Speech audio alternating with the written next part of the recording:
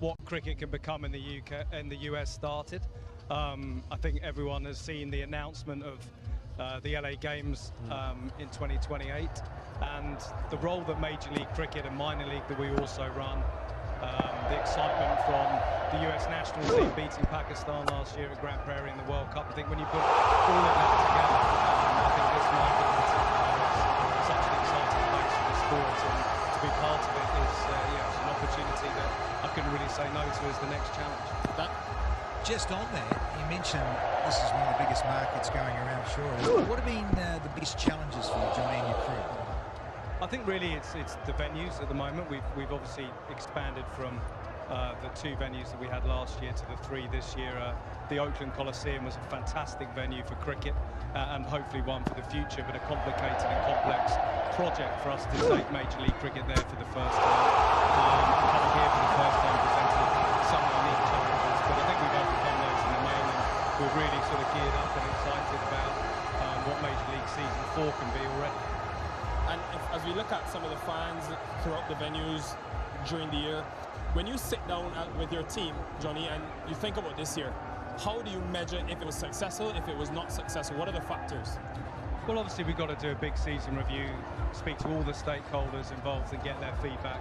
Certainly not being a perfect season, and we've already thought of lots of things we can do and will do differently for next year. But I think in the main, the feedback has been that everyone that's come to Major League Cricket this season would want to come back. And I think what we're looking for ideally is players to want to come back, commentators, sponsors, broadcasters, and then those fans that are critical for us.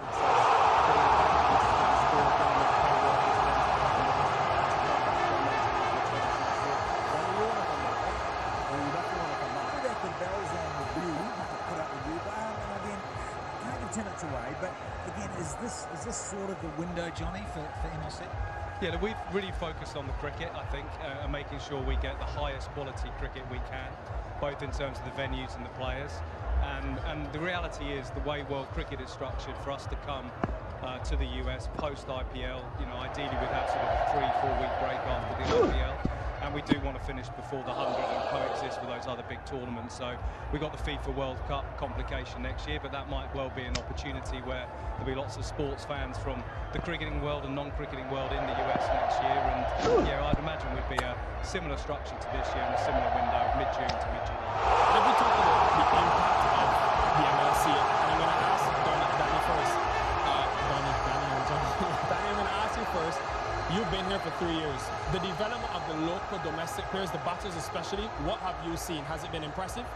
I would, and I know this might be a bit niggly, and I know it's a little different because of who owns the game as such there, but I'd like to see more of the youngsters. Now, you've been here in the minor league, and Johnny is all over that too. I'd like to see more of the guys that we saw a bit today. Right. And I know that takes a bit of time, but you want the 19 to 23-year-olds getting more of a crack playing this, rather than guys that, okay, they've been around the scene, they're obviously more mature because they're now in their early mid-30s. So ideally, I think you want to see more of those youngsters having a go. And hearing that, Johnny, I know you guys also operate the USA Cricket home games. What is the plan for the future of developing the domestic team?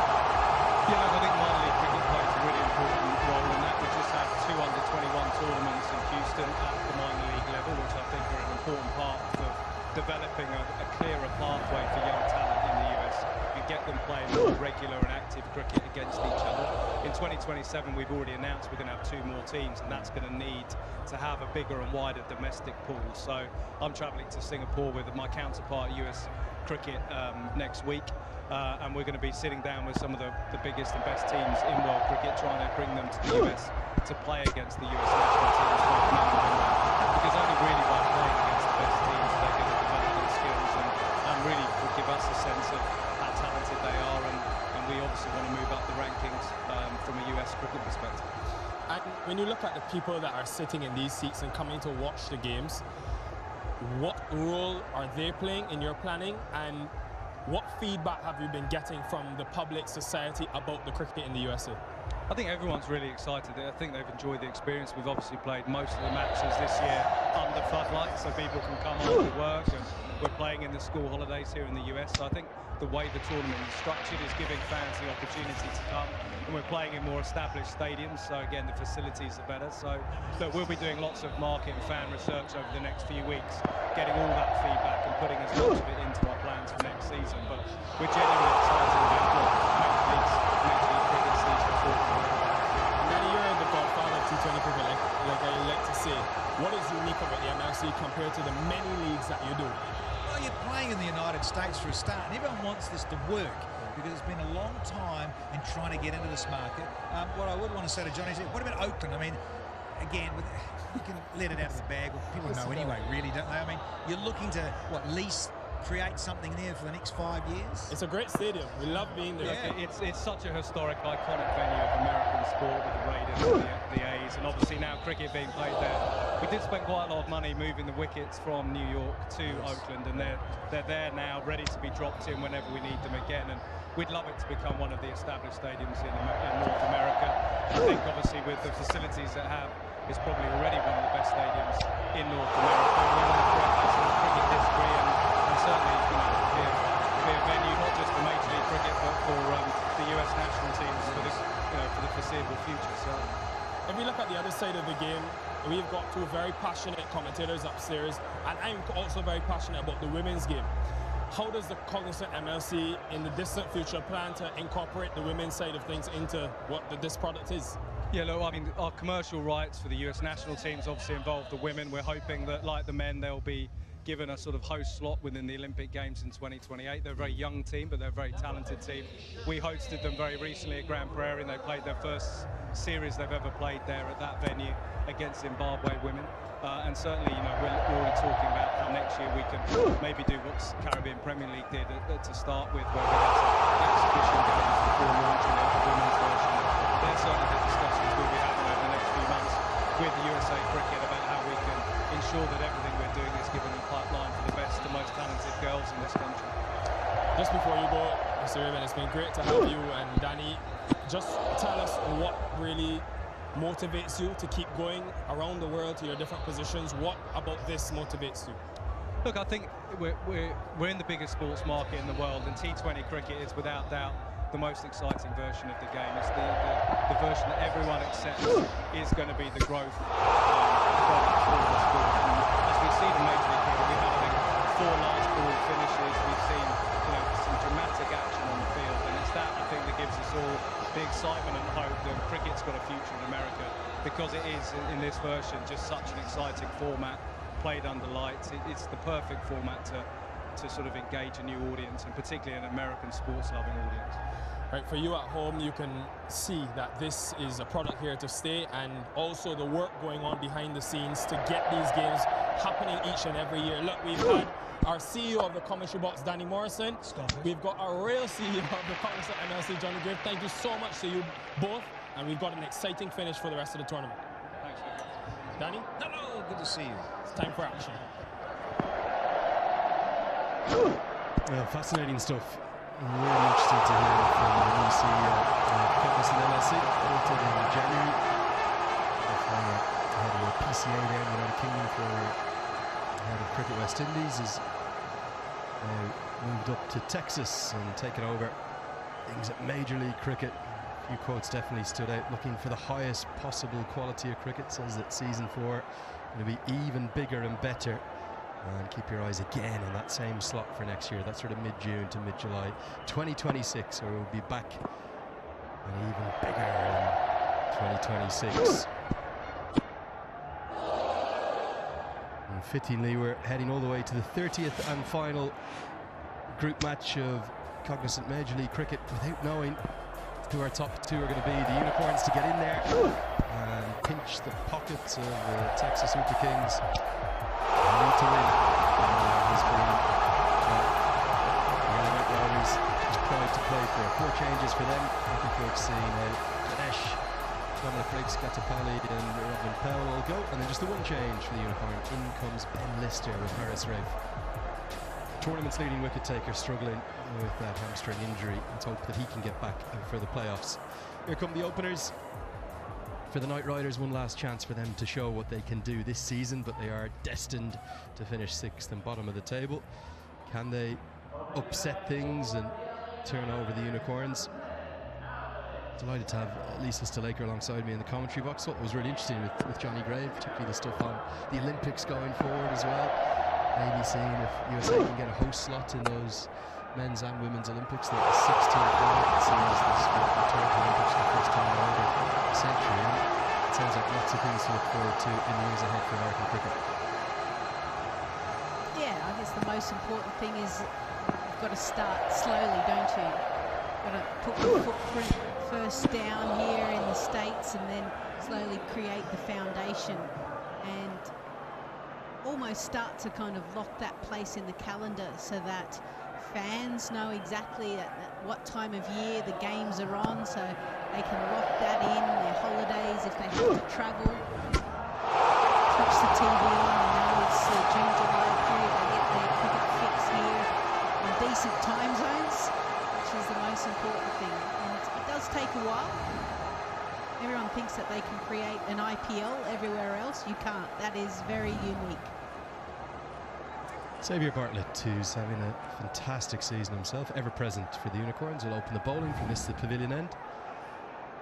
All set for one last dance in the group stages. It's the 9th and final game here in Florida. First time Cognizant MLC has been down here. It's match number 30. And we'll have the countdown. We're nearly all set. And fantastic to be in the Sunshine State. I've really enjoyed every minute of being down here. Just about 20 minutes behind schedule. We're set for the final time. For the Spice Line here, the feature on. Just one last point on that Johnny Grave interview. Interesting to see him talking about how important the fans are in terms of getting their feedback, and the majority of that feedback this season has been that the people who've come would love to come back. At the end of the day, we're all here because of the fans. We don't exist, the sport doesn't exist without the fans coming in, so it is important to listen to them. The fact that they've created all the night slots is really important. Prime time is where it's at. Which means it can be a little bit difficult on the broadcast crew. I've got to say, 3 fantastic venues, all very, very different here in Broward County. Instagram Prairie, and then we'll touch on the Coliseum too, didn't it?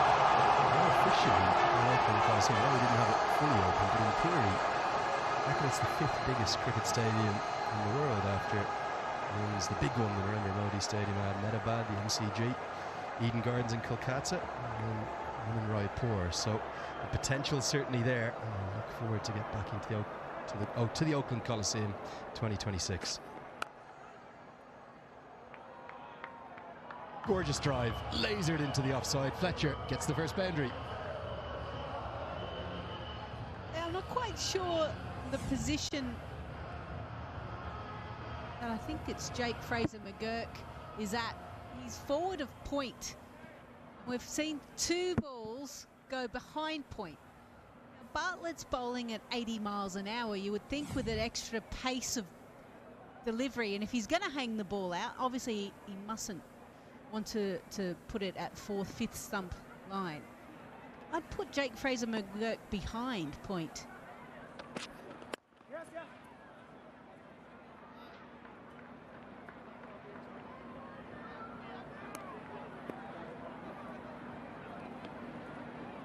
Yeah, we're staying on the same surface as yesterday. This is the Lexus pitch report.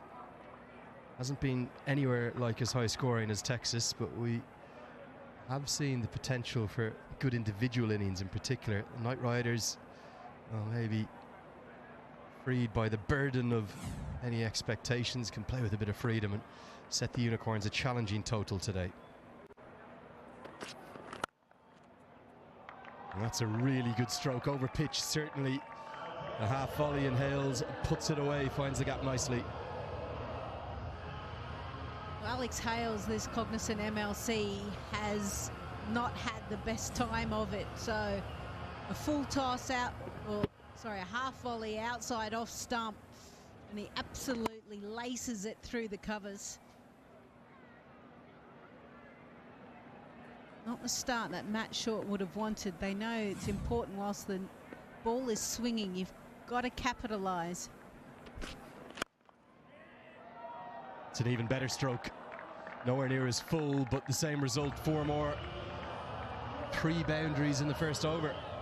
Knight Riders 15 for none.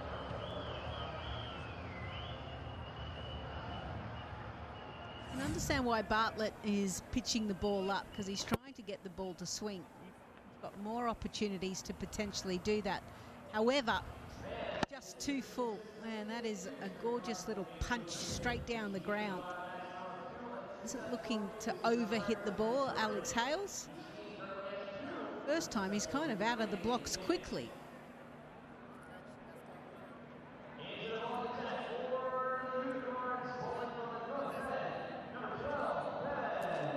Good start, really promising start for the LA Knight Riders. Always been known as an elegant driver of the ball. This was an even better shot than the previous one. Got it to the right of Romario Shepherd at mid-off, and it raced across the outfield.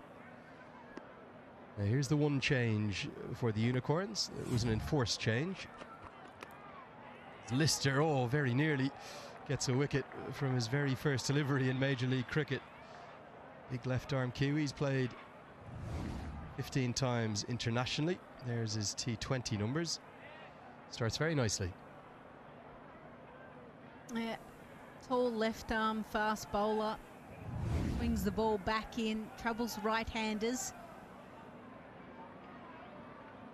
Another opportunity as well, and given also how New Zealand cricket are associated with Major League Cricket, I want to see a few more Kiwis in the team. Good Yorker, but pitched outside the leg stump, and that's what umpire Reefer also feels no real interest from anyone out there. Well, the skipper is trying to say to the bowler, "Are you sure you don't want to review this?" As you'd expect any good honest Kiwi, no, just back to his mark, no interest at all. Definitely pitched outside leg.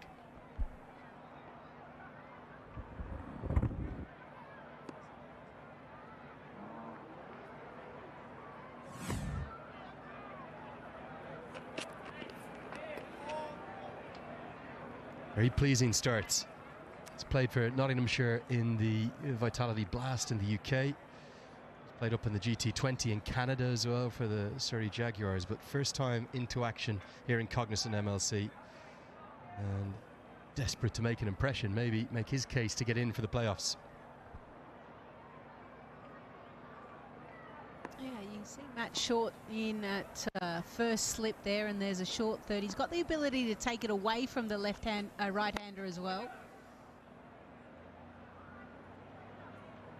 So it's all about, and we've seen even in T20 cricket that you have an opportunity whilst the ball's swinging, you can potentially set up a batter, especially if you can swing the ball both ways.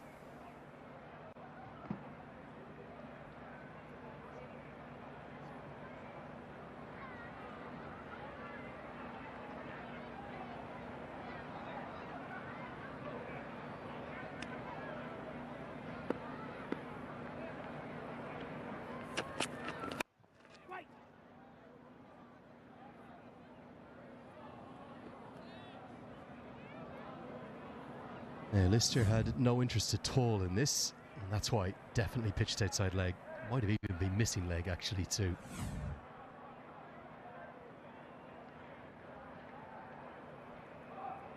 Short now comes out of slip and places himself in mid-wicket, so deep square. Deep backward point as well. They're the two fielders out. Big swing, and it's come right off the toe end. Hale's getting reward for his intent. And you'll have to check that bat. 2 have been bowled, 22 for none.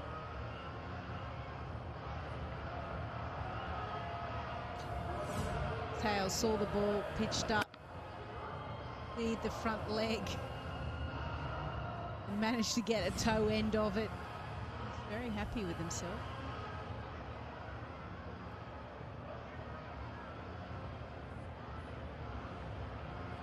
Quick check with Xavier Bartlett if he's all okay.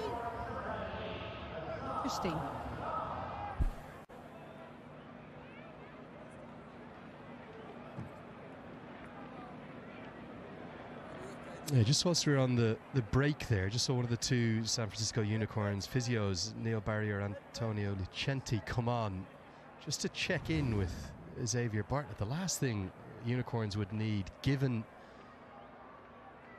that injury to Harris Rauf, is to lose Xavier Bartlett as well. Between the two of them, they've taken 33 wickets this season, 1 and 2 in the chart, as Hassan Khan will immediately replace Xavier Bartlett. Turn to left arm spin.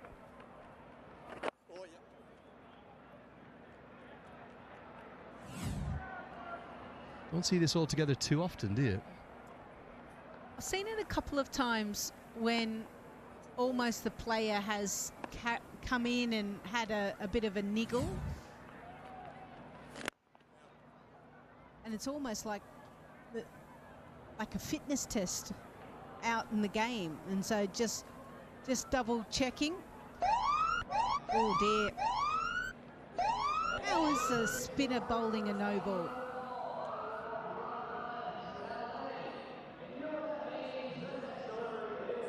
Well, a suboptimal start, to say the least. You can see there, reasonably big one too. Can change the field because there's been a single. It's a different batter on strike. Work out which two fielders they want to pop into the deep. They'll get long on back alongside deep forward square. And Hales can do what he wants with this.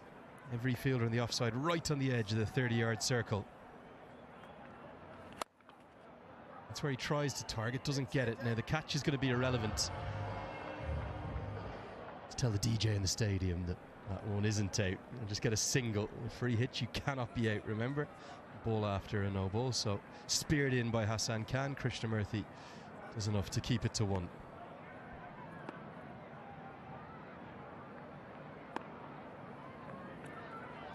Oh!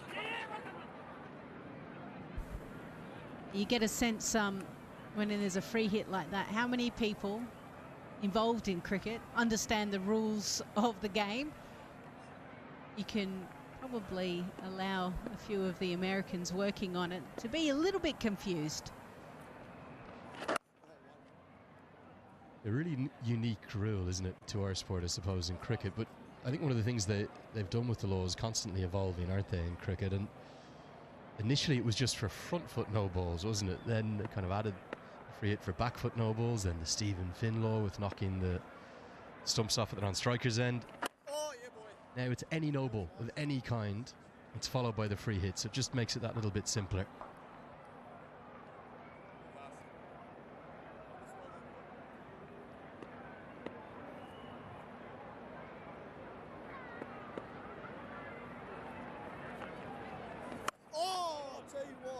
Well, great over from Hassan Khan despite the no ball. 4 from it, 26 for none.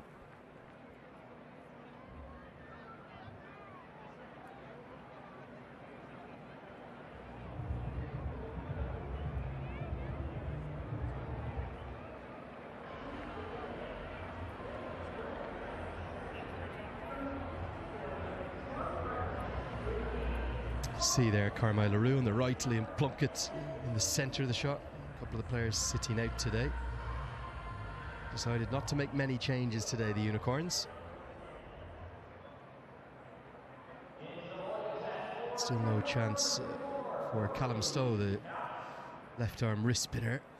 Watched him bowl quite a bit in the warm-ups. Was looking forward to seeing him at some stage. Might have to wait for his turn. As Brodie Couch, who's bowled with real pace and aggression and deserved his 2 for 26 in the last game, will come in to bowl the 4th.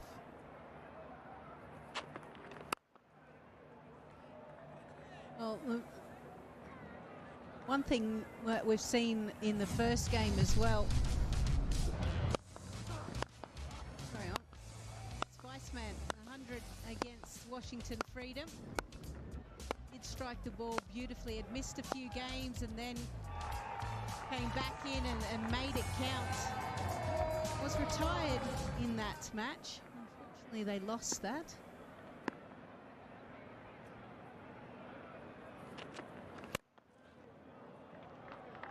Not quite out of the middle, but should be more than good enough to get a boundary. He's a charismatic cricketer, isn't he, Andre Fletcher?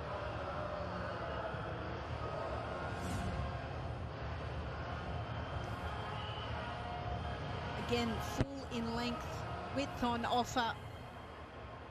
And with the ball not moving around as much as we've seen here, you can throw your hands through the line of the ball, and that's exactly what Andre Fletcher did.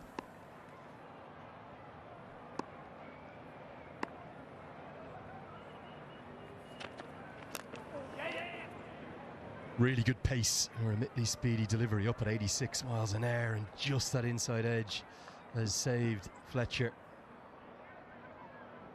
Just on that point about the changes, and again I'll touch on the fact that we saw the Washington Freedom only make the one change. MI New York, what was it, 7 changes here. We've seen LA Knight Riders, I know they're out of it, so that's fine, they can make plenty of changes. But again, you see an Australian coaching staff with San Francisco Unicorn being forced to change due to Harris Ralph, his injury. Remember that San Francisco Unicorns want to win this game. They need to win this game to get into the top 2, and that is a huge advantage. So they're not going to take it lightly, and they're not going to give out caps just for the fun of it.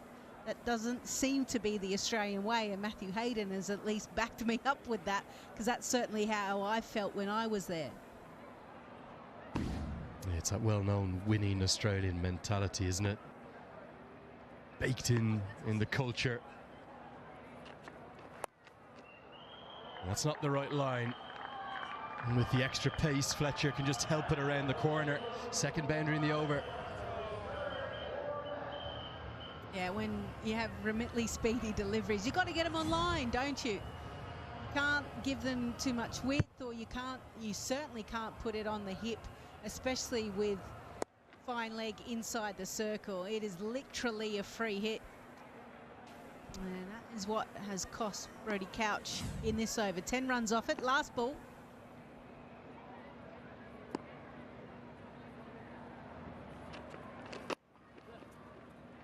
Great pace again. And a bit of extra bounce too, but 11 come from the over. Knight Riders, 37 for none. LA Knight Riders would have been wondering, where has this opening partnership been throughout the MLC? They have literally struggled, average of single digits.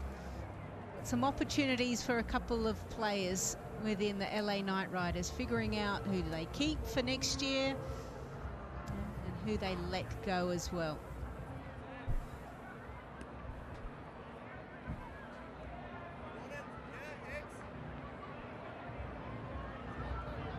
Decent start for LA Knight Riders, who have struggled a little bit at the top with their opening partners, and Alex Hales back in the side in the previous game gets an opportunity again today, and just sort of getting away. Not quite the destructive Hales we know. Now Bartlett is back. He bowled the first over, didn't quite look himself in that first over, with 15 runs coming from it. There was a little chat with the physio as well at some point, just to check on him, see how he's going. He's back again, still in the power play and from the same end.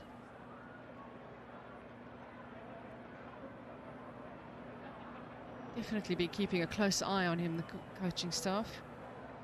He's very valuable to their cause in the next round.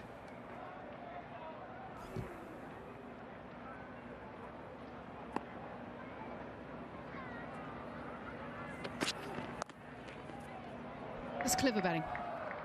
Knowing the fine leg is up, he moved across his stumps and easily accesses that leg side. And that, g'day everyone, Spiceman's on a roll.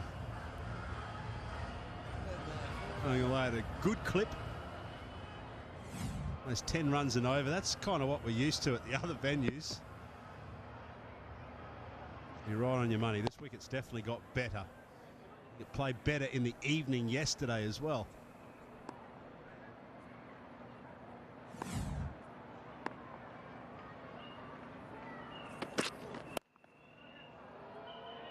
Should get this just over the top, yeah, just over Jake Fraser-McGurk.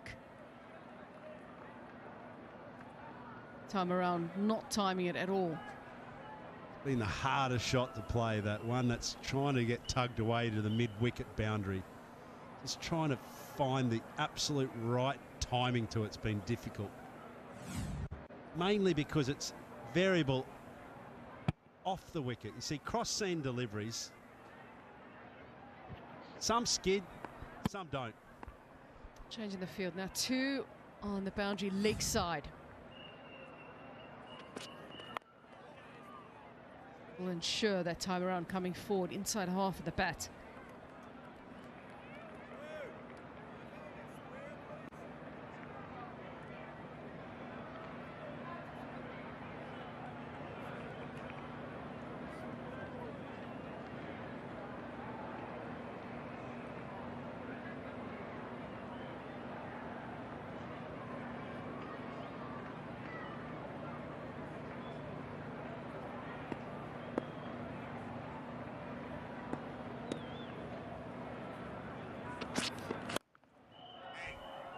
Bartlett is maybe not getting things 100% at the moment. He's been so effective with his new ball.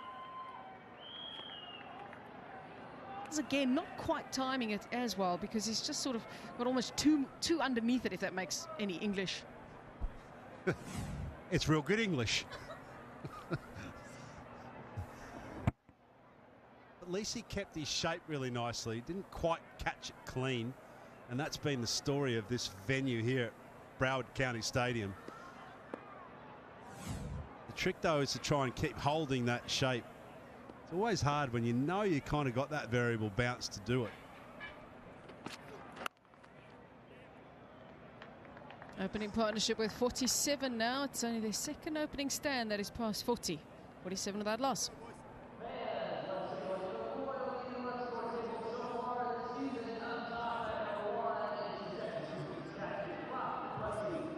Heavy clouds just forming sort of behind us.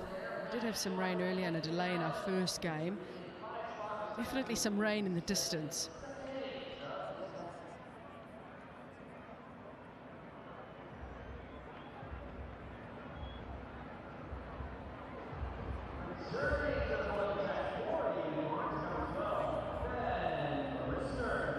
Well, family affair, we've talked about it, and this family in and of its own, it's something to just really look at when you're out in the crowd. They're all color coordinated, but the names in particular is what I want to go about here. Now, you said this to me earlier, go down the row, tell me everyone's name.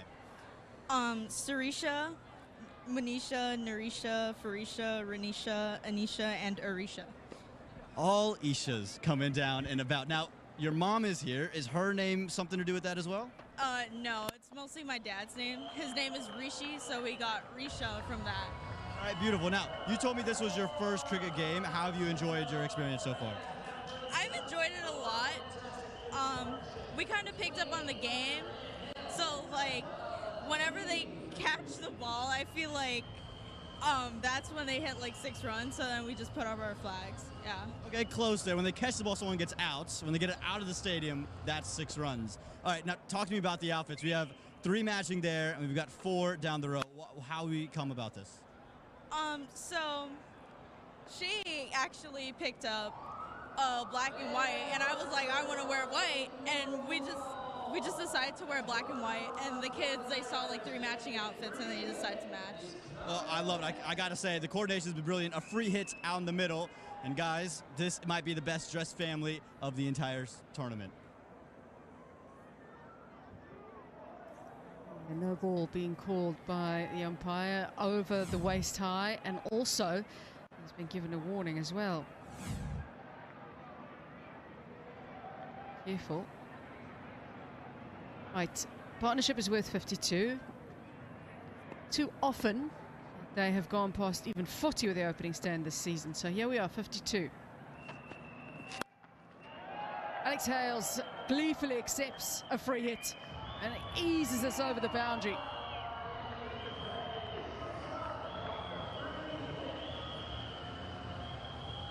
Stake 5-3-9. Bang. Just got the possibility of good short pitch ball, a real freebie, literally. That was highest score in the 7th innings in the MLC. 25. Could this be the night that we see What do we call Halesy arrive at the crease?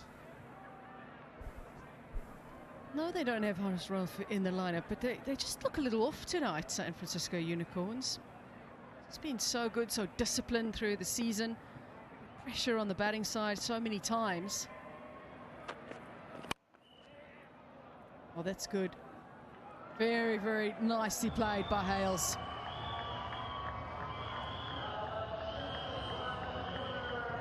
Misses in the hole. One short delivery.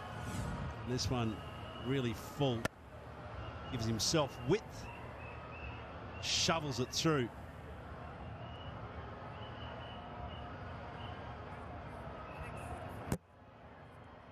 Marazam just diving over it really in the end. Being at 11.27, these two. So certainly what Hales would have been brought in the side to do. This kind of start, almost striking at 200, 5 fours and a 6. Something for the Unicorns to think about. TSK will be watching this closely and cheering on LA Knight Riders. Oh, that has gone a mile. Absolutely brilliant from Hales.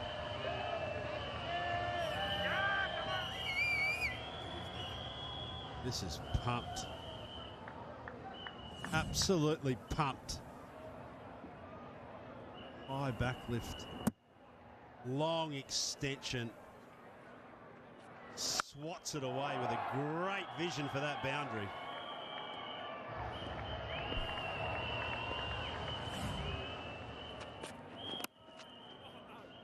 Oh no. Oh no. It is going all wrong for the Unicorns at the moment.